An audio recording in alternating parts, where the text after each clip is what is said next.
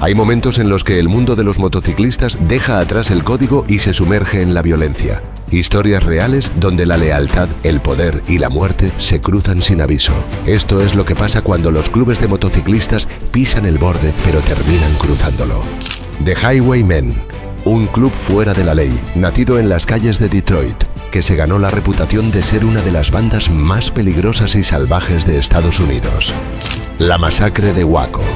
Lo que debía ser una simple reunión entre clubes terminó en un tiroteo brutal con 9 muertos y decenas de arrestos, frente a las narices de la policía.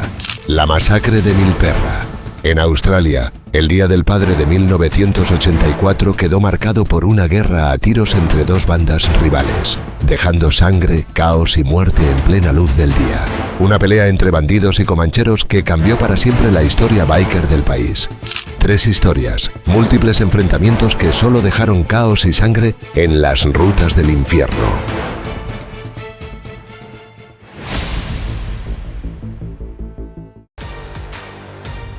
Era el verano de 2006 y las tensiones dentro del club de motociclistas de Highwaymen alcanzaban un punto crítico. Justo después de cumplir sus 50 años de existencia, esta banda de motociclistas con sede en Detroit había pasado de ser un pequeño club social de entusiastas de las motos a una poderosa red que incluía a miembros que trabajaban en la línea de ensamblaje durante el día y traficaban drogas durante la noche. Aquellos dentro de los Highwaymen que participaban en el tráfico de narcóticos habían construido líneas de suministro ingeniosamente diseñadas, pero recientemente se habían producido una serie de importantes redadas por parte de la DEA. No había forma de que las autoridades federales tuvieran tanta suerte tantas veces seguidas. Solo había una conclusión inevitable. Alguien dentro de los Highwaymen era un traidor. Esto debía resolverse rápidamente y se convocaron reuniones en todo el estado. Entre las numerosas divisiones de los Highwaymen en Michigan había una conocida como West Side, con una sede en la avenida Warren y un vicepresidente llamado Aref Steve Nagy, quien estaba listo para iniciar una cacería de brujas para encontrar al informante. En la reunión de la división West Side, el asunto se abordó sin rodeos. Tenemos un soplón en esta sede y esa persona debe ser eliminada. Sentado en una silla a pocos metros, un hombre trataba de controlar su nerviosismo mientras escuchaba esas palabras. Durante meses había estado reuniéndose con agentes federales, utilizando dinero de la DEA para comprar cocaína y marihuana a sus compañeros del club e incluso llevaba un micrófono oculto. Sus esfuerzos no habían sido en vano. Habían proporcionado a las autoridades suficientes pruebas para escuchar miles de llamadas telefónicas y más recientemente, para allanar casas de almacenamiento e interceptar envíos de drogas. No pasaría mucho tiempo antes de que el FBI lo trasladara rápidamente al programa de protección de testigos, tanto que pasarían años antes de que pudiera volver a ver a sus hijos. Tampoco volvería a ver a muchos de sus compañeros de los Highwaymen hasta el momento en que tuviera que enfrentarlos desde su silla en el estrado de los testigos de un tribunal federal. Cuando esta persona fue finalmente descubierta, su foto fue colocada en las sedes de los Highwaymen con la palabra rata, escrita en tinta negra. Los Highwaymen habían sido traicionados muchas veces durante el medio siglo de existencia del club, con consecuencias significativas. De hecho, el FBI, la DEA y la policía local habían estado jugando un juego de gato y ratón con ellos durante décadas. Los miembros de los Highwaymen ya habían enfrentado cargos bajo la ley RICO en el pasado, desde la era en la que los ataques con bombas incendiarias eran comunes entre bandas rivales de motociclistas, hasta los días en los que las autoridades federales alegaban la existencia de un grupo secreto dentro de los Highwaymen conocido como los Lightning Rods, que se basaba en la violencia y la depravación. El club de motociclistas de Highwaymen fue fundado en 1954 por un hombre llamado Elburn Barnes, conocido como Big Max. En los años posteriores se transformaron en un grupo fuera de la ley. Los clubes de motociclistas, comúnmente conocidos como 1% Clubs, proliferaron en todo Estados Unidos y se convirtieron en un ícono cultural que evocaba el espíritu renegado estadounidense. Tal vez en ningún lugar esto fue más evidente que en Michigan, donde los fríos inviernos dejaban solo un breve periodo de 3 meses, conocido como la temporada de conducción. A pesar de esto, los clubes de motociclistas surgieron por todo el estado, llenos de miembros que pagaban cuotas y dedicaban su escaso tiempo libre y dinero a construir estas organizaciones secretas. Sin embargo, con la creciente popularidad de los clubes de motociclistas, también llegaron guerras de territorio y violencia. Cuando los años 60 dieron paso a los 70, los Highwaymen emergieron como los líderes indiscutibles en todo el estado, gracias en gran parte al liderazgo de Big Max.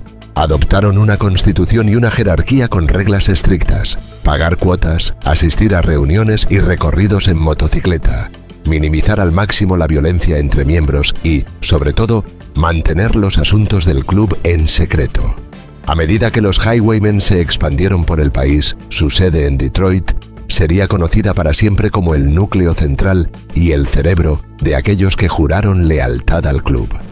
En 1980, cuando Big Max murió de un ataque al corazón a la edad de 48 años, su funeral fue tanto una muestra de fuerza como un momento solemne.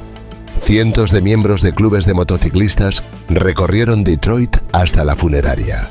Formaron una línea y dispararon una salva de 21 disparos con escopetas automáticas, mientras escuchaban a un clérigo dar el último adiós.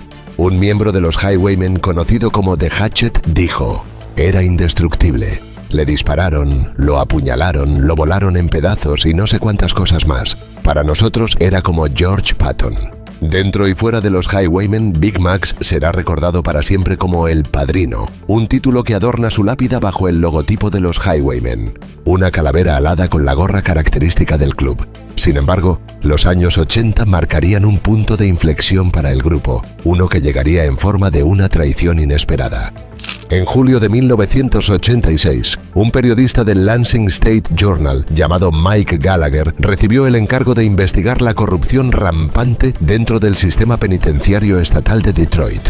Durante esta investigación, Gallagher entró en contacto con Lonnie Hamilton, uno de los dos prisioneros de Muskegon lo suficientemente valientes como para arriesgarse a represalias de los guardias y otros reclusos al hablar con los medios.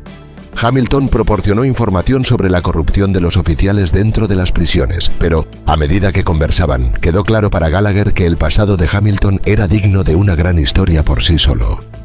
Para 1986, Lonnie Hamilton había estado tras las rejas durante 13 años. Todo comenzó cuando fue arrestado en Tennessee por un robo violento. Hamilton era un vagabundo que viajaba por el país cometiendo crímenes de todo tipo. Cuando las autoridades de Tennessee lo interrogaron, confesó voluntariamente un asesinato cometido en su estado natal de Michigan. La víctima era conocida solo por su primer nombre: Joyce, una trabajadora de feria de Texas que viajaba de estado en estado con el espectáculo. Joyce cometió el error de mostrar una cantidad considerable de dinero en efectivo frente a Lonnie y un amigo mientras jugaban a las cartas en un apartamento de Michigan. Lonnie le ofreció llevarla en coche al cercano condado de Oakland, pero era solo un engaño. Él y su amigo la robaron durante el trayecto, y cuando Joyce amenazó con llamar a la policía, Lonnie detuvo el coche, la llevó a unos arbustos y la estranguló. 13 años después de su sentencia de por vida, Lonnie se declaró servidor de una nueva religión cristiana y quiso confesar más crímenes. El resultado fue una historia de portada escrita por Gallagher en Lansing State Journal, con una imagen completa de Lonnie mirando fijamente a la cámara, con sus tatuajes de los Highwaymen visibles en su antebrazo derecho. En su entrevista con Gallagher, Lonnie se reveló como un hombre apodado Loner, quien había tenido conexiones con un grupo secreto dentro de los Highwaymen conocido como The Lightning Rods. Según Lonnie, eran asesinos profesionales, violadores, traficantes de drogas y armas. Incluso hizo la impactante afirmación de que los Lightning Rods requerían que los nuevos miembros cometieran un asesinato frente a otros dos miembros establecidos. Esto dio un giro completo a la frase adoptada por pandillas de motociclistas como los Hells Angels: 3 pueden guardar un secreto si 2 están muertos. Pero quizás lo más trascendental de la historia de Lonnie fue el hecho de que había estado repitiéndola a puerta cerrada durante un procedimiento de un gran jurado federal. De hecho, apenas un año después de que la historia de Lonnie apareciera en el periódico, un gran jurado en Michigan emitió una acusación federal de 15 cargos contra 22 miembros de los Highwaymen, incluido el hombre que había ascendido para ocupar el lugar de Big Max como líder supremo, así como otro hombre que algún día recibiría el mismo título que Big Max había ganado: el nuevo padrino de los Highwaymen, conocido como Leonard Dad Moore. Volviendo a los 2000, seguramente la acusación de los años 80 probablemente estaba en la mente de muchos highwaymen a principios del nuevo milenio, cuando el problema de la infiltración por informantes federales se volvió demasiado evidente para ignorarlo. Con divisiones repartidas por todo Michigan, los highwaymen seguían bien establecidos en el estado y muchos de sus líderes eran tan conocidos en la sociedad legítima como en el inframundo local. Entre ellos estaban hombres como el ya mencionado Steve Nagy, propietario de un restaurante mexicano en Dearborn llamado Pancho Villas, así como Gary Ball Jr., un miembro veterano de los highwaymen y excelente conector que tenía vínculos tanto con la mafia italiana local como con pandillas callejeras y traficantes interestatales de drogas. Luego estaba Bobby Barton, presidente de la división del lado oeste y también uno de los mayores traficantes de drogas de los highwaymen, y Phil McDonald, propietario de un bar local que había sido allanado por las autoridades federales, resultando en la incautación de 47 kilos de cocaína. Todos ellos pronto terminaron en el tablero de anuncios del FBI, gracias principalmente a un hombre, Doug Burnett, un brillante nuevo miembro de la división del lado oeste de los highwaymen, cuya decisión de pasar de ser un gángster en ascenso a un informante fue tan aparentemente aleatoria como útil para las autoridades federales. Burnett había crecido como un amigo cercano del nieto de Big Max y, cuando cumplió 21 años, comenzó a frecuentar los mismos bares que muchos de los highwaymen. Luego dejó claro que quería poner su nombre en la lista para unirse como miembro. Vendía cocaína para Bobby Barton y estuvo presente en acciones de la pandilla, como cuando Barton golpeó a un hombre en la cabeza con una pala dentro de un bar local por robar camisetas de los highwaymen, enviando a la víctima a un coma durante varios días. Luego, un día, Doug Burnett simplemente decidió dejarlo todo. Fue a la oficina local del FBI, anunció su presencia y poco después estaba reunido con personas como el agente especial Ted Brazinski, un hombre del FBI que conocía a los highwaymen como los HG. Burnett se ofreció a usar un micrófono oculto para realizar compras controladas y luego testificar, y lo hizo todo sin que nadie lo presionara. Más tarde, testificaría. No me gustaba en lo que me estaba convirtiendo y en lo que me estaba involucrando. Básicamente, ya había tenido suficiente. Quiero decir, sería solo cuestión de tiempo antes de saber que terminaría en prisión o muerto. Para Burnett, había mucho que contar al FBI.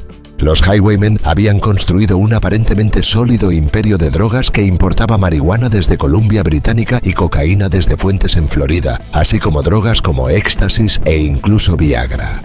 Cuando necesitaban transportar envíos en grandes cantidades, los highwaymen utilizaban soldaduras para crear compartimentos secretos en camiones cisterna y los cerraban con candados, lo que hacía casi imposible para las autoridades detectarlos.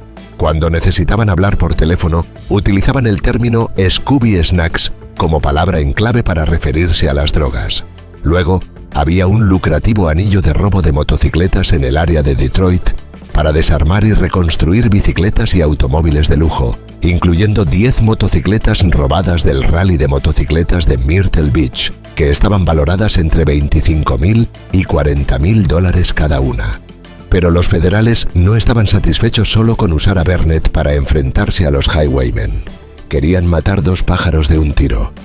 Resulta que la red de los highwaymen no solo incluía clubes de motociclistas aliados, sino también una pandilla callejera de Detroit conocida como los Latin Counts, que formaba parte de la People Nation y que incluía pandillas infames como los Vice Lords.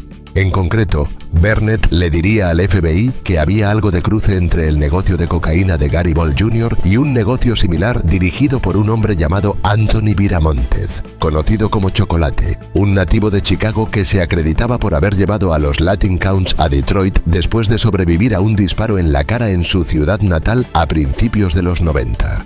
Este personaje estuvo dentro y fuera de prisión, y los intentos obsesivos de procesarlo generaron un frenesí mediático local.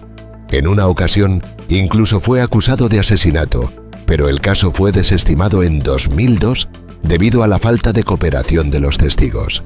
En un momento, anunció públicamente que su vida de pandillero había terminado y dijo: «Me gustaría que la policía, los abogados, los fiscales, los padres, los líderes comunitarios y el sector empresarial dejen de usar mi nombre para satisfacer sus necesidades». Para el 2005, Viramóntez estaba de vuelta en las calles y seguía siendo uno de los principales objetivos de las autoridades. Así que los federales pensaron que podrían enviar a Burnett hacia él también. En ese momento, la relación entre los Highwaymen y los Latin Counts no era nada fácil. Doug Burnett recordaría más tarde que, en una de sus primeras reuniones, Viramóntez lo miró directamente a los ojos y le prometió matar a toda su familia si lo traicionaba. Gracias a los esfuerzos de Burnett, el FBI consiguió interceptaciones telefónicas de Steve Nagy, Anthony Viramóntez, Phil McDonald, Bobby Burton y otros. Cuando los federales comenzaron a allanar casas de seguridad, detener camiones de drogas y confiscar docenas de libras de marihuana y cocaína a la vez, Nagy estaba furioso por perder cientos de miles de dólares y ayudó a lanzar una caza de brujas para encontrar al soplón. Los instintos de Vero lo llevaron directamente a Burnett y, aunque no tenía pruebas en ese momento, le pidió al presidente de los Highwaymen en Detroit permiso para matar a Burnett, solo para recibir la confusa respuesta de que estaba bien proceder con el asesinato, siempre y cuando Burnett no llevara su chaleco de los Highwaymen en ese momento, para evitar un conflicto entre el club de motociclistas y los Latin Counts. Por supuesto, esta conversación terminó siendo grabada, lo que resultó en 2 acusaciones que colectivamente acusó a más de 100 personas de delitos que iban desde el tráfico de drogas y el robo de motocicletas hasta la obstrucción de la justicia y asesinato. Fue una de las acusaciones más amplias en la historia de Michigan. Las alegaciones de intimidación o manipulación de testigos continuaron a lo largo de todo el proceso judicial. La acusación contra los Highwaymen no solo incluyó a miembros del club de motociclistas y sus esposas, sino también a 4 agentes de la ley acusados de estar involucrados en la venta de drogas o de haber informado a los Highwaymen sobre sospechosos informantes del gobierno, así como a 2 abogados acusados de corrupción pública o de estar directamente involucrados en los negocios ilegales de los Highwaymen mientras se presentaban como miembros confiables de la comunidad legal. De hecho, tanto los abogados personales de Steve Nagy como los de Gary Ball Jr. fueron acusados. La acusación no solo involucró a docenas de miembros y asociados de los Highwaymen, sino que también fue el inicio de un proceso que terminaría con el gobierno intentando confiscar la principal sede de los Highwaymen en Michigan Avenue, bajo la teoría legal de que se utilizaba como un espacio seguro para la venta de cocaína, con el pleno conocimiento y la aprobación de la dirigencia. De los numerosos individuos acusados de delitos federales, quizás los más importantes fueron Steve Nagy, Gary Ball Jr., Dad Moore, el presidente de Detroit, Joe Whiting, Michael Chet y Anthony Clark, quienes formaban parte de un comité de liderazgo junto con Nagy, Whiting y Dad Moore. Estos 6 hombres fueron juzgados juntos en 2010. Para cuando comenzó el juicio, mucho había cambiado. Una de las cosas que había cambiado era que Bobby Burton, Phil McDonald y otro acusado llamado Daniel Rocket Sánchez habían decidido unirse a Doug Burnett como testigos de la fiscalía a cambio de indulgencia legal. Además, solo unos meses antes del juicio, un acusado llamado Dennis Gon Van Hull fue disparado en el cuello dentro de su casa en Detroit y murió poco después. Su mejor amigo, un hombre llamado Ron Higgendorf, fue arrestado basado en el hecho de que el hombre asesinado había escrito el nombre de Higgendorf en un trozo de papel mientras moría. Y aunque Higgendorf fue encontrado culpable, su juicio se complicó por el hecho de que Van Hulle le había advertido a su novia que Bobby Burton y otros Highwaymen lo estaban persiguiendo por negarse a cumplir una orden de matar o agredir a miembros de la Liberty Riders. El asesinato de Van Hulle ocurrió solo unas semanas antes de que comenzara la selección del jurado contra los 6 acusados. El juicio duró 2 meses, pero quizás ningún día fue más significativo que cuando Daniel Rocket Sánchez subió al estrado. Comenzó despacio, simplemente explicando cómo pasó de pertenecer a una pandilla llamada Las Cobras Españolas a los Highwaymen, porque estos representaban la cima del inframundo. Estaba describiendo una lucha de poder en 1999 entre Anthony Clark y Bobby Burton, cuando se produjo una alteración en la sala del tribunal. Desde la parte trasera de la galería se escuchó una voz de mujer que se levantó y gritó que él había matado a su hijo, refiriéndose a Rocket. De esta manera se desató el caos en la sala del tribunal. El juez excusó al jurado y a la mujer y llamó a los 6 equipos de defensa y a ambos fiscales a la banca para averiguar quién era ella y qué hacer al respecto. Cuando el juez le preguntó al fiscal Christopher Grabline si sabía quién era la mujer, él vaciló. Fue en ese momento que los federales se vieron obligados a revelar públicamente el alcance completo de la investigación sobre los Highwaymen. Grabline le dijo al juez que la mujer podría estar allí por cualquiera de los 3 o 4 homicidios sin resolver que estaban investigando. La jueza Nancy Edmonds llamó a la mujer de nuevo al tribunal.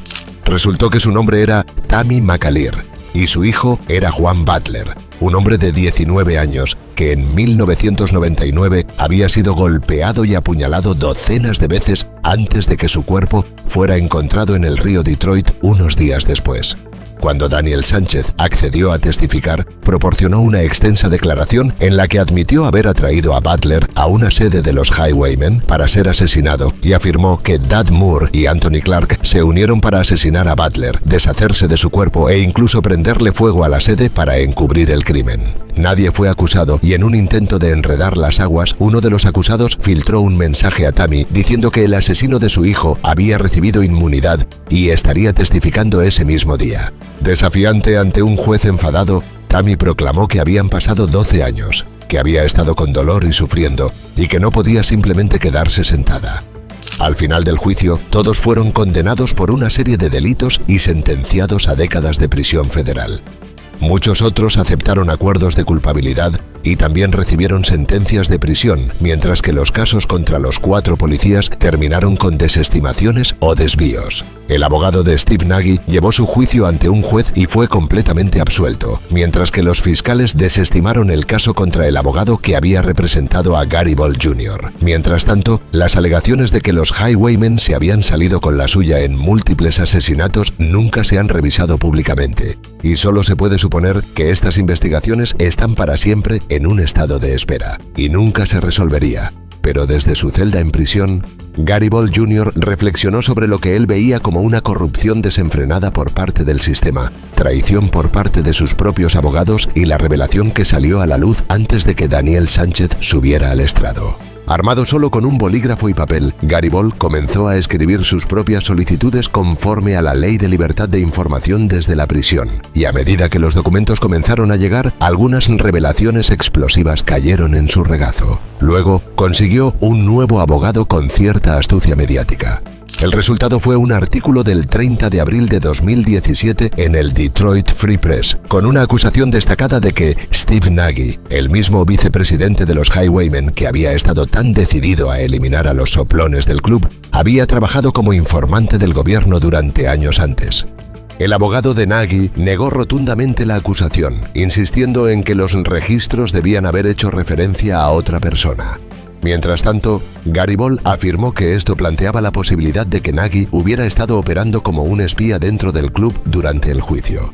Sin embargo, la jueza Edmonds finalmente dictaminó que no había evidencia de que Nagy hubiera cooperado con una agencia federal de la ley ni en contra de los Highwaymen.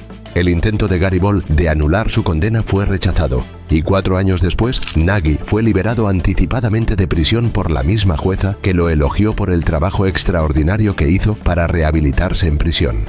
Al año siguiente, ocurrió otro giro. Diane Marian, la fiscal principal contra los Highwaymen, fue suspendida de la práctica de la abogacía en Michigan por hacer una representación falsa a un juez. Aunque la sanción no tenía nada que ver con su trabajo en el caso de los Highwaymen, resulta un tanto notable que ella fuera ahora la 4ª abogada vinculada al caso que había sido acusada de algún tipo de mala conducta, deshonestidad o criminalidad, además de los 4 oficiales de la ley que fueron acusados criminalmente. En resumen, los Highwaymen se convirtieron en otro recordatorio del aparentemente constante flujo de corrupción pública en Detroit, ya fuera en forma de políticos imputados, policías criminales o litigantes deshonestos. Algo más sucedió hace 2 años que cierra este círculo completo. En marzo de 2022, el Departamento de Correcciones de Michigan votó por la liberación de Lonnie Hamilton después de 50 años tras las rejas por el asesinato de Joyce, la cual se mencionó con anterioridad. Lonnie estaba en su típico estado de arrepentimiento en la audiencia de libertad condicional, sin ocultar el hombre que fue en sus 20s, ni el hecho de que su momento de redención había provocado una transformación en su vida. Pero algo fue diferente cuando le preguntaron directamente si había cometido otros asesinatos. Lonnie negó haberlo hecho. Esto contrastaba con la historia que le contó al reportero Mike Gallagher, donde se describió no solo como un matón a sueldo que viajaba por el país matando personas como un highwayman, sino como alguien que contribuyó indirectamente a incontables asesinatos al ayudar a una organización secreta y violenta que operaba dentro de un club de motociclistas criminales. Solo se sabe que su víctima se llamaba Joyce, tenía unos 20 años, era trabajadora de una feria de Texas y desapareció en 1973. Nadie, ni siquiera la policía, ha identificado jamás a su víctima ni encontrado a su familia. Nuestra historia comienza en 2014. El Bandidos Motorcycle Club era uno de los grupos criminales más dominantes del país. Fundado en 1966 en la ciudad de San León, Texas, por un trabajador portuario de Houston y veterano de Vietnam llamado Donald Chambers.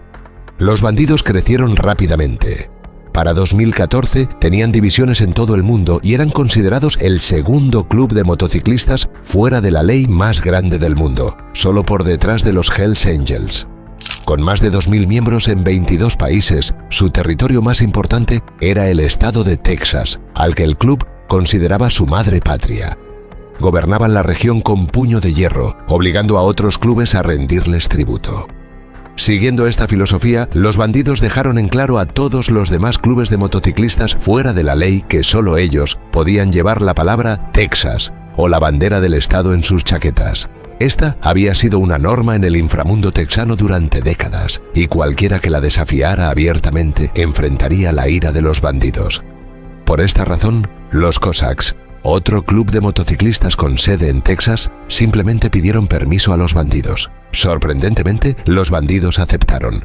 Según un miembro de los Cossacks que estuvo presente en la reunión, los bandidos dijeron: si alguien merece llevar un emblema de Texas, serían los Cossacks, porque han estado aquí tanto tiempo como nosotros y se lo han ganado. Sin embargo, más adelante ese mismo año, las relaciones entre ambos grupos se deterioraron debido a que los Cossacks hicieron su parche de Texas ligeramente más grande que el de los bandidos.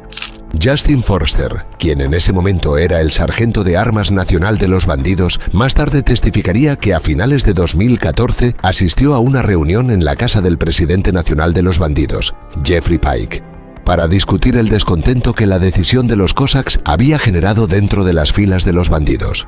Según sus palabras, hicieron su parche más grande que el nuestro, lo que molestó a muchos de nuestros muchachos. Era como una bofetada en la cara. En esa reunión se decidió que los Cossacks ya no tendrían permiso para llevar el parche de Texas. Cuando se negaron a quitárselo, las hostilidades entre ambos clubes estallaron en un conflicto abierto. Solo unos días después, durante un evento de caridad, un miembro de los Cossacks fue brutalmente golpeado por un grupo de bandidos. Sin embargo, los Cossacks no eran el único grupo que quería portar un parche de Texas. Su desafío inspiró a otros clubes a enfrentarse a los bandidos. Uno de estos grupos fueron los Ghost Riders, un club de motociclistas con sede en Fort Worth.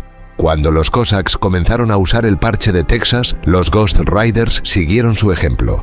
Esto no le cayó bien a Howard Wayne Baker, presidente de la división de los bandidos en Fort Worth. Así que, cuando escuchó que un grupo de Ghost Riders estaba de fiesta en un bar llamado Gators, decidió que era la oportunidad perfecta para enviar un mensaje a todos los clubes de motociclistas de Texas sobre lo que ocurría cuando desafiaban a los bandidos. La noche del 12 de diciembre, Baker, junto con otros 20 bandidos, irrumpió en el bar y comenzó a atacar a los Ghost Riders con martillos, bates de béisbol y linternas.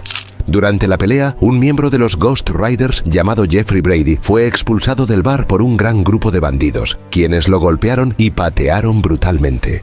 Finalmente, uno de los bandidos sacó un arma y lo ejecutó ahí mismo, afuera del bar. Este incidente dejó claro que los bandidos no toleraban que ningún club usara un parche de Texas sin su permiso. Para ellos, hacerlo era una declaración de guerra. Después de esto, las tensiones entre los bandidos y los Cossacks continuaron en aumento, con múltiples enfrentamientos entre ambos grupos. Uno de los incidentes más violentos ocurrió el 22 de marzo, cuando 10 Cossacks obligaron a un bandido a salir de la carretera y luego lo atacaron con cadenas y bastones de metal antes de robarle su motocicleta. Ese mismo día, un grupo de bandidos se enfrentó a un Cossack que estaba repostando gasolina en una estación de servicio cerca de Dallas. Le exigieron que se quitara su parche de Texas y cuando se negó, lo golpearon en la cabeza con martillos antes de robarle su chaqueta. En las semanas previas al tiroteo de Waco, la oficina del FBI en Dallas registró al menos una docena de encuentros violentos entre los bandidos y los Cossacks. Informantes encubiertos en ambos grupos también informaron a las autoridades que la relación entre ellos se había deteriorado hasta tal punto que ambos bandos tenían ahora una política de matar al enemigo en cuanto lo vieran.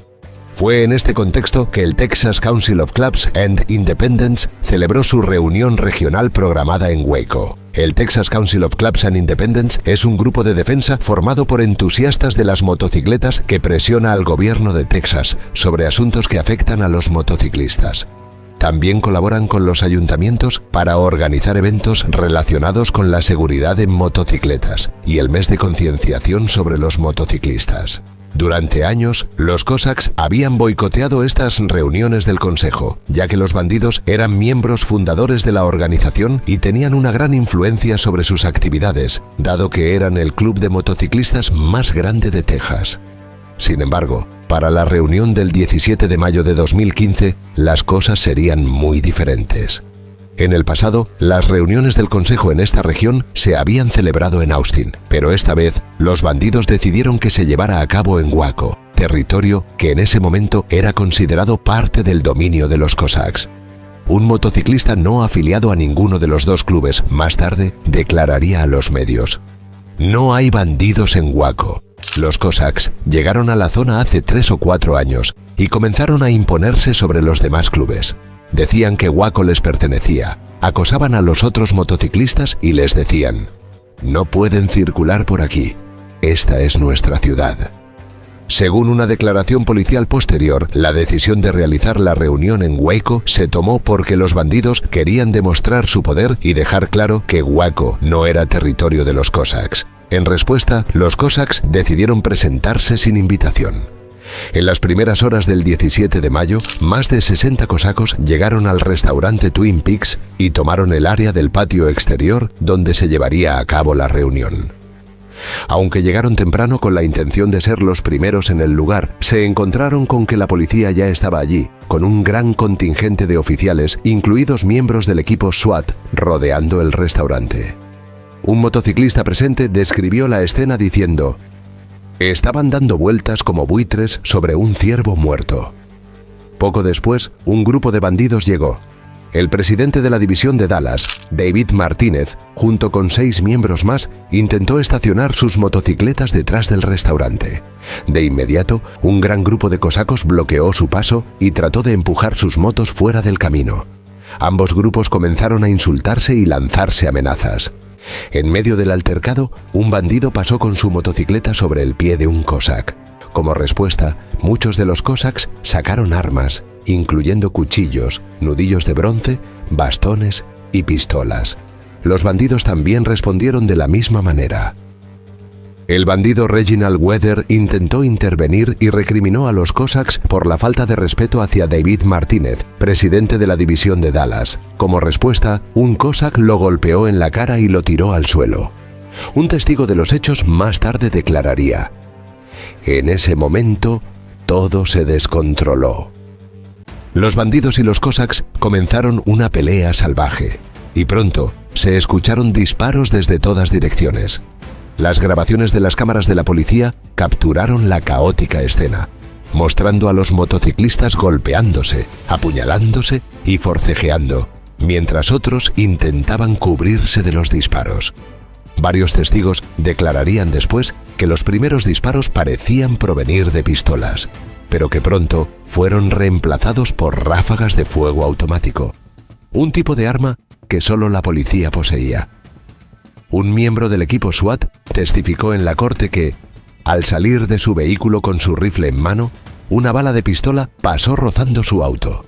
Al observar a través de su mira, vio a un hombre sacar un revólver y apuntarlo hacia alguien en el suelo, como si estuviera a punto de ejecutarlo. El oficial disparó y le dio en la cabeza. Otro policía testificó que mientras usaba la puerta de su patrulla como protección ante la lluvia de balas, vio a un motociclista disparando. Al ver que seguía disparando, el oficial le disparó una vez. Cuando el motociclista no dejó de disparar, el oficial le disparó nuevamente, esta vez en la cabeza. También afirmó que vio a otro motociclista ejecutar a alguien en el suelo con un disparo en la cabeza antes de desaparecer detrás de un camión. Un miembro de los Cossacks, en referencia al tiroteo, declararía: «Calculo que los disparos duraron entre 2 y 3 minutos, pero cuando tienes balas pasando sobre tu cabeza, 3 minutos es mucho tiempo. Nunca olvidaré nada de eso.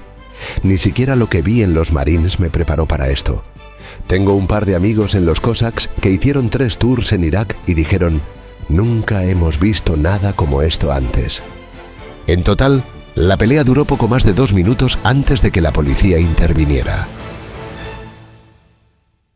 Cuando los oficiales aseguraron la escena, muchos motociclistas levantaron las manos o se tiraron al suelo en posición de rendición. Otros gritaban de dolor o intentaban ayudar a sus compañeros heridos. La policía detuvo a todos los que aún estaban en el lugar. Según el testimonio de un presidente de capítulo de los bandidos, los oficiales no permitieron que los heridos recibieran atención médica. Ni una sola persona de las fuerzas del orden movió un dedo para ayudar a los heridos, y dejaron muy claro que usarían la fuerza si intentábamos llevar a nuestros compañeros a una ambulancia. 3 hombres estaban desangrándose ante nuestros ojos. Si hubieran recibido ayuda en los primeros 30 o 40 minutos después de ser baleados, podrían haberse salvado. Uno de los heridos fue un prospecto llamado Trainer, del condado de Tarrant. Le dispararon, lo inmovilizaron con bridas plásticas y lo dejaron tirado en el suelo al lado de un bandido esposado. Lo vi moverse un par de veces mientras estaba allí. Estábamos sentados a solo 30 pies de él, pero no pudimos ayudarlo. Unas 2 horas después, alguien se acercó, lo revisó y lo cubrió con una sábana amarilla. Al final, 9 personas murieron en el tiroteo, incluyendo 7 Cossacks, un bandido y un motociclista que no estaba afiliado a ninguno de los 2 grupos.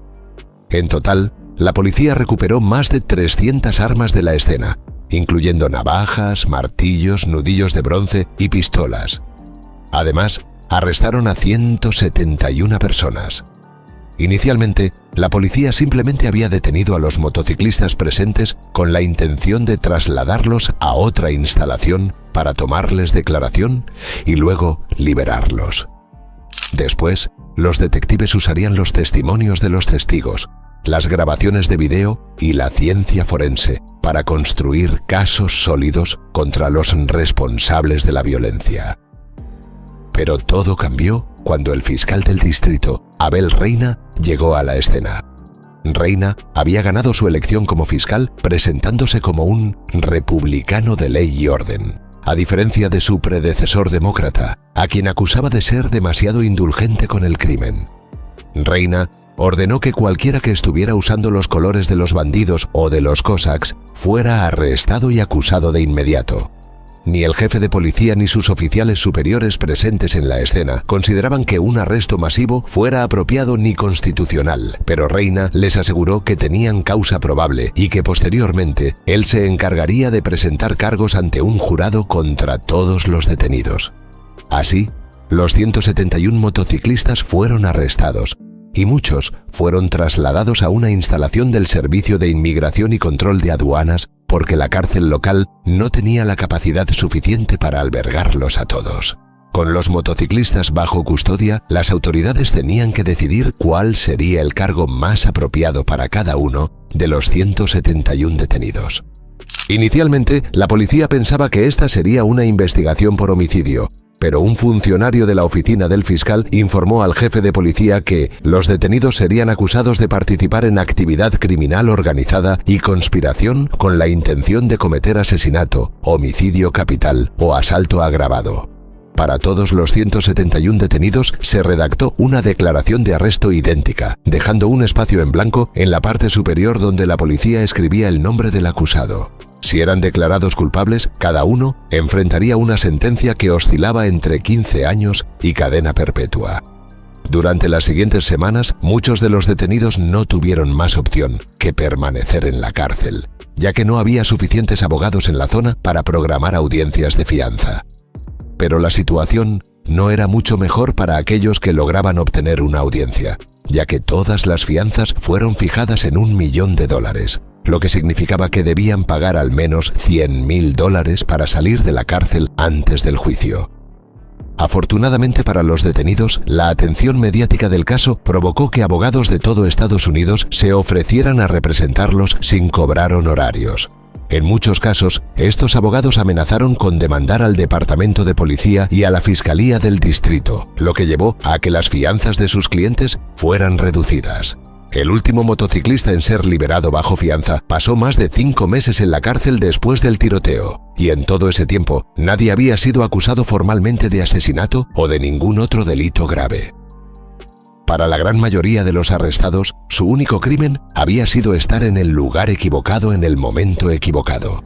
Esto presentó un desafío monumental para los fiscales. ¿Cómo se suponía que iban a condenar a cualquiera de los 171 acusados cuando no tenían pruebas sólidas contra ninguno? Si bien se incautaron numerosas armas de fuego en la escena del crimen, todas estaban registradas legalmente.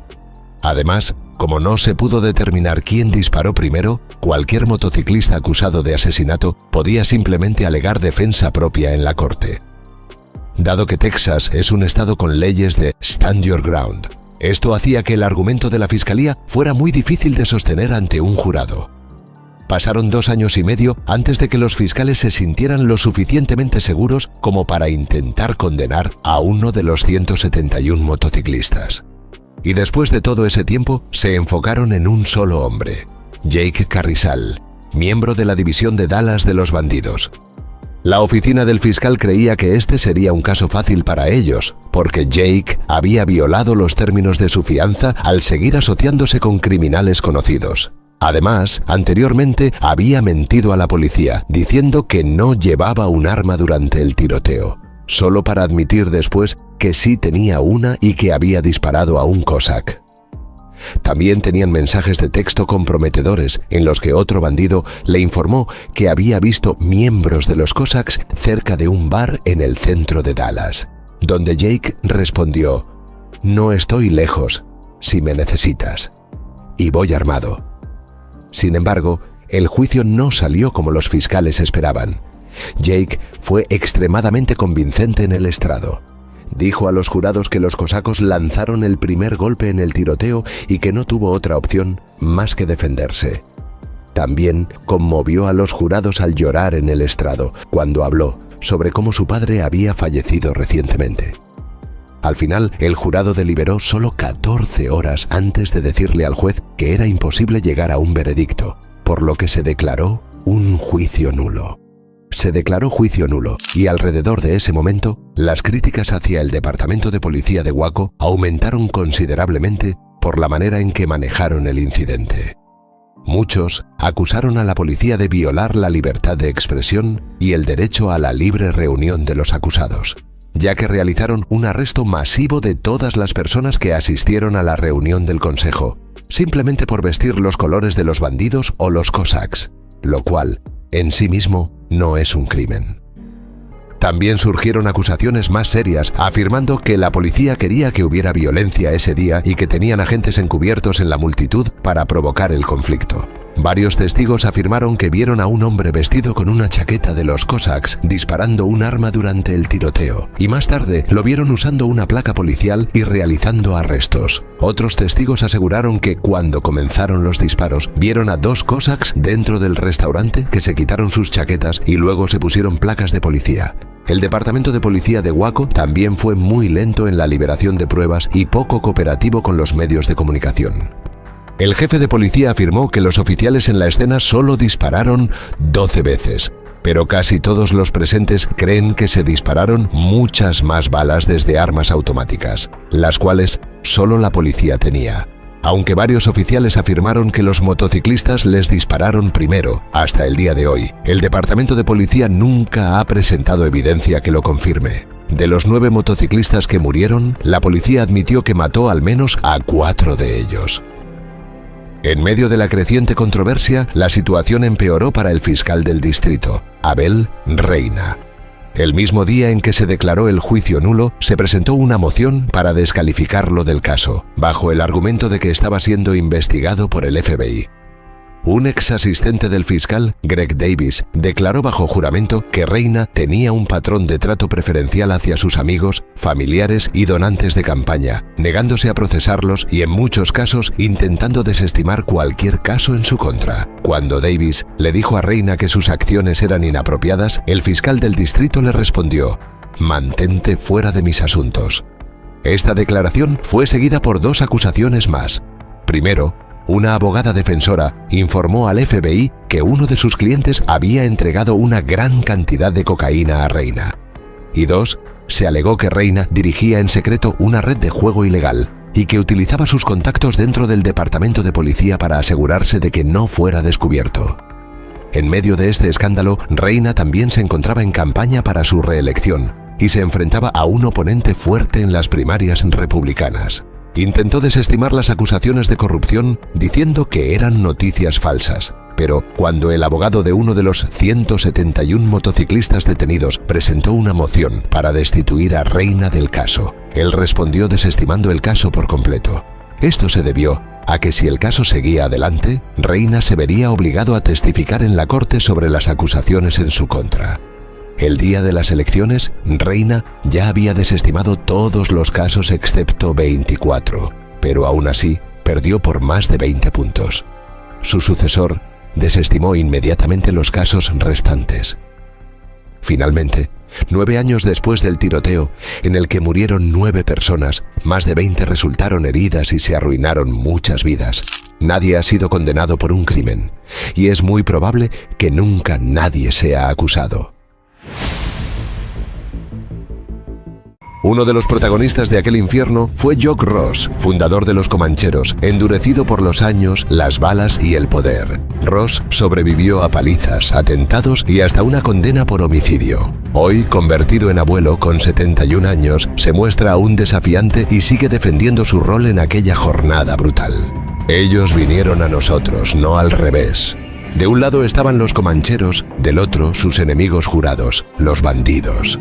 Lo que comenzó como una posible reunión motera terminó convertido en una emboscada armada. Cuando el humo se disipó, 6 motociclistas y una joven inocente yacían muertos. Varios más quedaban tendidos sobre el pavimento, con sangre manchando sus chaquetas de cuero.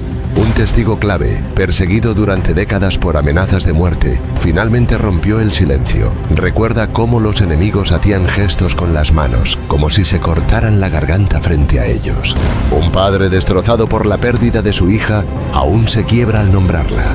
Mientras tanto, los detectives encargados de la mayor investigación criminal de la historia de Australia revelaron el año pasado evidencia inédita. Fotografías, rastros de sangre, pruebas guardadas durante 3 décadas. Para entender cómo se llegó a ese punto, hay que retroceder a las calles frías de Glasgow, Escocia, donde William Jock Ross aprendió a sobrevivir desde niño. Creció entre la pobreza y la violencia. En 1967 emigró a Australia con el temple de un exsoldado. Había pasado 6 años en el ejército británico, despejando campos minados en el norte de África y Asia. Años después, cuando le preguntaron qué le había dejado la vida militar, respondió con brutal honestidad: camaradería y matar. La guerra nunca lo dejó, solo cambió de uniforme. Lo que perdió con el ejército lo encontró en las motos, Harley Davidson, cuero, jerarquías rígidas y todo tipo de rebeldía que se hiciera notar. A finales de los 60, en la costa central de Nueva Gales del Sur, fundó los Comancheros, y aquello no fue solo un club, fue el nacimiento de una estructura casi paramilitar. Los 6 fundadores juraron lealtad absoluta, y para Ross, esa lealtad era total o no era nada. Si no eres leal, no tienes nada, afirmaba. Con el tiempo, atrajo a un ejército de inadaptados, veteranos, marginados, almas errantes. Se hacían llamar los del 1%, vivían y morían al margen de la sociedad y no tardaron en armarse. Bajo su liderazgo, los Comancheros se convirtieron en una milicia privada. Ross escribía las reglas, dirigía los entrenamientos, organizaba ejercicios de combate, disparo y defensa. Para finales de 1970 se encontraba en su máximo esplendor. Hombres armados, marchando en fila, con chaquetas de cuero y el símbolo del club bordado en la espalda. Él no era un presidente, se autoproclamó comandante supremo y nadie se atrevía a contradecirlo. La periodista Lindsay Simpson, autora de Brothers in Arms, lo definió con 2 palabras: rígido e implacable. Jock Ross había conquistado y absorbido otras bandas. Durante años dominó el mundo motero australiano, pero a comienzos de los años 80 todo comenzó a quebrarse desde adentro. Su liderazgo empezó a incomodar a los más jóvenes, hombres más salvajes, menos disciplinados, sin paciencia para las jerarquías militares. Para evitar una ruptura, Ross cedió y trasladó la sede del club a una mansión frente al mar, en Louisa Road, Birch Grove, una de las zonas más exclusivas de Sydney. Pero esa casa símbolo de lujo y control se convirtió en su condena. Harleys rugiendo al amanecer, música a todo volumen, concursos de camisetas mojadas. Los nuevos comancheros festejaban como si no hubiera mañana, mientras el viejo liderazgo observaba con impotencia cómo la disciplina desaparecía entre copas, fiestas y descontrol. Allí, entre vistas costeras y whisky, Ross perdió el mando. Lo supo y por eso decidió dividir el club. Los más salvajes formarían una nueva división urbana, mientras él regresaría con sus fieles al oeste de Sydney, donde aún se respetaban las reglas. Fue allí donde apareció Anthony Snodgrass Spencer, apodado simplemente Snotty. Ross lo había tomado bajo su ala como a un hijo. La relación se transformó en un vínculo casi familiar, hasta que la traición los separó para siempre. Un día cualquiera, Snotty viajó a Estados Unidos supuestamente para comprar repuestos, pero volvió con un anuncio devastador. Había negociado con los bandidos, una de las bandas más temidas del mundo. Él y 30 comancheros más cambiaban de colores, de lealtad, de bando. Renunciaron al club, entregaron los parches y ahora eran bandidos. La traición fue ejecutada con frialdad quirúrgica. A Jock Ross le arrancaron el alma frente a su propia casa. Los mismos hombres que había entrenado, protegido y liderado, lo traicionaron sin pestañear. No lo puedo creer, te lo juro por mi alma, no puedo creer que lo hicieran, diría años después, con la voz cargada de furia y desolación. Esa noche, los lazos se rompieron, la confianza se hizo pedazos y las semillas de la masacre de Milperra quedaron sembradas. Los bandos estaban definidos, la traición se había consumado y en el horizonte lo único que quedaba era sangre. Ahora, lo que comenzó como una guerra de egos entre hombres con chaquetas negras, tatuajes y promesas rotas, estaba a punto de convertirse en una tragedia nacional. Para ese momento, Ross ya era un hombre marcado. El que alguna vez llamó hermano a Snotty, ahora lo veía como enemigo mortal. Las amenazas eran constantes, hubo palizas e incluso intentos de asesinato de por medio. La espiral de violencia se salía de control, todos lo sabían. El escenario final fue el Viking Tavern, una taberna de carretera convertida en el capítulo más oscuro del conflicto motero en Australia. Era 1984 y en medio de ese infierno que se gestaba caminaba una joven inocente, Leanne Walters, de apenas 15 años. Ese día, Leanne había comprado un regalo para su padre. Rebelde pero cercana a su padre, Leanne compartía con él una fascinación por las máquinas, especialmente las motocicletas. Esa pasión fue la que la llevó ese domingo al Viking Tavern, un evento familiar, un mercadillo de motores, un domingo cualquiera, hasta que dejó de serlo. Por otro lado, Linda Martin, de 22 años, también estaba allí. Había ido con su novio motociclista. Todo parecía tranquilo. Incluso bromeó con que nunca había estado tan lejos de casa. Era un día familiar, que simplemente se convirtió en un infierno, diría Linda más tarde. Estaba sentada en su auto, disfrutando del sol cuando escuchó el rugido. Una caravana de comancheros descendía por el estacionamiento. Motos brillantes, cuerpos tatuados, miradas duras. Pero esta vez venían armados. Llevaban radios. Vi escopetas montadas sobre los manillares. Era un desfile de intimidación. El mensaje era evidente. Querían hacerse notar. Ross insiste en que fue una decisión de último minuto, que los comancheros no tenían intención de atacar, que solo querían mostrarse. Sin embargo, sus movimientos contaban otra historia. Recorrieron el lugar, evaluaron entradas y salidas, estudiaban el terreno. Pero para sorpresa de los comanches, 30 bandidos aparecieron de golpe. Los superaban en número, los rodearon y entonces, la emboscada. Alguien levantó un arma al aire, se escucharon gritos desafiantes y luego el primer disparo, como un trueno, como un pistoletazo de salida. La masacre había comenzado. Disparos desde todas direcciones, gente corriendo, gritando. Algunos abrían sus maleteros buscando armas. El estacionamiento se transformó en zona de guerra. Linda, la asustada testigo, atrapada en su auto, sintió como una bala rompía el parabrisas. Estaba cubierta de vidrios, de sangre, no entendía nada. Afuera, los que podían se tiraban al suelo, los que no, disparaban. Nadie sabía quién atacaba a quién. Solo sabían que estaban atrapados en una batalla urbana, sin reglas, sin lógica. El estruendo era ensordecedor. No solo eran balas, también tubos, cadenas, bates, cuchillos, todo lo que pudiera golpear, cortar o matar, gritos de dolor, de rabia, de muerte. Todo ocurrió tan rápido que, en un parpadeo, 3 cuerpos yacían ya en el pavimento. La violencia estalló como un rayo, sin espacio para el miedo, solo para la sangre.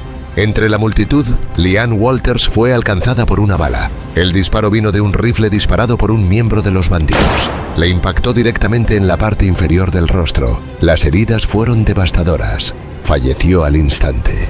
Una guerra que no era suya la convirtió en víctima. Leanne se transformó en el símbolo eterno de la masacre. Mientras los comancheros, liderados por Jock Ross, y los recién formados bandidos, comandados por Snotty, chocaban como 2 trenes cargados de dinamita, Leanne fue alcanzada por el fuego cruzado. Aquel enfrentamiento sería recordado como el brote de violencia entre motociclistas más brutal en la historia de Australia. Por su parte, Linda Martin, a pesar de su miedo aterrador, sacó lo único que llevaba y lo único que se atrevió a disparar: su cámara fotográfica. Para sorpresa de muchos, Linda tomó los únicos registros fotográficos directos del tiroteo de aquella tarde. Mick McGann, uno de los detectives del caso, aún recuerda con escalofríos lo que encontró ese día. Era un campo de batalla. No hay otra forma de describirlo. Cuerpos, heridos, casquillos, sangre. Fue un milagro que no murieran más. En total, 21 motociclistas resultaron heridos, muchos de gravedad. El temido Jock Ross, con varios perdigones incrustados en el cráneo, fue operado de urgencia. Mientras tanto, la justicia ya se movía. La policía lanzó la operación Hardwalk. Redadas, allanamientos, arrestos masivos. Se recopiló una cantidad monumental de pruebas: volantes, armas, fotos, testimonios. Pero entre todo ese mar de evidencia, hubo 7 fotos que marcaron la diferencia: las de Linda Martin. Eran los únicos registros visuales del tiroteo en pleno acto. Gracias a esas imágenes se pudieron identificar tiradores, posiciones y armas. Las fotos fueron clave para las condenas. Linda, con coraje implacable, testificó en la corte y enfrentó cara a cara a los motociclistas. Recuerda cómo pasaban el dedo por el cuello, como amenazándola: «Te vamos a matar». Años de miedo, llamadas anónimas, amenazas, pero ella no se quebró. ¿Pensaste en callarte?, le preguntaron. Jamás. Estuve ahí por una razón. Iba a asegurarme de que pagaran. Cuando llegó el juicio, 80 policías rodearon el tribunal. Los acusados fueron llevados en furgones blindados. Cada uno enfrentó 7 cargos de asesinato. En total, más de 300 cargos. Se convirtió en el juicio más largo en la historia criminal de Australia. La masacre de Milperra no fue solo una guerra entre bandas. Fue un punto de quiebre, una advertencia, una cicatriz nacional. Algunos la recuerdan por el estruendo de las balas, otros por el silencio que vino después. El silencio de una hija que no volvió. El silencio de la cámara de Linda. El silencio que queda cuando la justicia comienza, pero la pérdida no se va. Para Rex Walters, el padre de Leanne, el tiempo nunca curó la herida. 30 años después, aún regresaba al mismo lugar, con flores en mano, hablándole en silencio a su hija ausente. Leanne tenía solo 15 años, vivía con su madre, hija de un divorcio, y ese domingo solo quería darle un regalo a su padre por el Día del Padre. Fueron necesarios meses enteros para llevar a juicio a los responsables. La sala del tribunal fue reacondicionada para albergar a 21 abogados defensores y 6 fiscales. Al final, 30 motociclistas fueron condenados. Pero el golpe más duro no lo dio un juez. Anthony Snotty Spencer, líder de los bandidos, se quitó la vida en prisión antes del veredicto. Con los años, todas las condenas por asesinato fueron reducidas a homicidio involuntario. Jock Ross, el hombre que fundó y dirigió a los Comancheros, cumplió 5 años y 3 meses en prisión. Incluso tras las rejas, Ross siguió liderando el club. Fue un preso ejemplar, lo que le permitió reducir su condena. El 5 de agosto de 1989, 4 miembros del club esperaron fuera del penal. A las 9 de la mañana, Jock Ross salió en libertad. Aún firme, aún comanchero. Siguió liderando el club hasta su retiro definitivo en 2003. Mientras tanto, Linda Martin sigue viva, pero pasó 30 años bajo amenazas de muerte. Cambió de ciudad, de empleo, vivió mirando por encima del hombro durante 25 años. Jock Ross ahora tiene 71 años. Es difícil imaginar que este abuelo de hablar pausado y mirada lejana fue alguna vez el hombre más temido del mundo motero australiano. Ya no lleva los colores del club bordados en la espalda. Hoy viste otro uniforme. Desde hace más de 20 años, Jock Ross sirve como capitán voluntario en los bomberos rurales de Australia, un hombre que pasó de organizar comandos paramilitares a apagar incendios forestales. Rex Walters conserva 2 cosas con especial cuidado: el regalo del Día del Padre que Leanne nunca llegó a entregarle y la ropa que llevaba el día que murió. Algunos pensarán que es extraño, pero es todo lo que me queda de ella. Me la imagino ahí, sonriendo, feliz. Diría en una entrevista: si te ha gustado la impactante y triste historia de la masacre de Milperra, entonces no deberías perderte la gran historia de los legendarios Ángeles del Infierno. El video con su historia lo tienes justo ahora en pantalla. Y como siempre, no olvides apoyarnos suscribiéndote y dejando tu comentario. Esto es Historia sin Tiempo.